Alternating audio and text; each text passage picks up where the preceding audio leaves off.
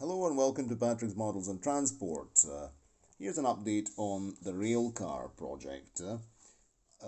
Right, I've already made the pattern of the balsa wood, which will act, will be the roof, the balsa roof for the railcar. The railcar now is nearly ready for painting. You can see that I've fitted the radiators, both ends. I've fitted the buffers at both ends, which buffers I made from sections of Zvezda sprue and styrene discs. Then what else have I done? I'm going to have to cover these holes. I have to make a little frame around them in 1mm 0.75 thick styrene to then be able to close these with some plating, which will be cut out of 0.30 thickness styrene, and I will actually use them and I'll write the class numbers, because as I said in a previous video, this will be first class and this will be second class. And then you can see that, yes, it will be first class and second class. These numbers 1 and 2 don't have any relation to the class, but they are simply my identifying numbers to identify which cab, which side of the railcar bodywork I'm working on, because of course you can see that this hand-built item is not perfectly straight, because of course we're working. There is a certain degree of approximation. Definitely the degree of approximation is much better than on the rail bus. The rail bus was much more complicated and more wonky in the end.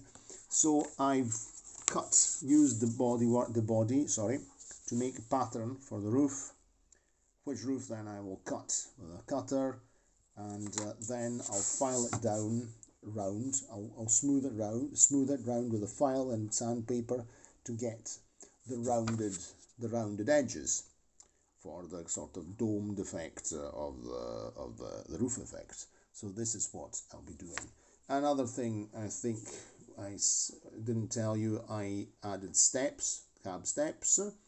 I still have to make some small holes here to fit the handles. The handles will be made, cab handles will be made out of copper wire, which I will paint silver. It would be a good idea if it had actually silver wire, modeling wire. But I've got the copper stuff, we'll just use the copper stuff. I'll have a look on the original, but I don't think there's external handrails here. I'll have to have a look whether to install some external handrails or not on there, but we'll see about that. These are details, and these are things that can be done at the end after painting, because you can just cut some sections of handrail and then just glue them on and make little knobs with blobs of glue and things like that. I'll have to add a little bit, a wee tiny shaving here of styrene just to cover that. There's a little gap there in the upper beading. Here it's okay. Here it's okay. And there again, it needs to be done. You see there. But in fact, on these two sides here, things don't really match 100%, but we'll do that. That's an easy thing to do. Okay, anyway, I'm very satisfied by the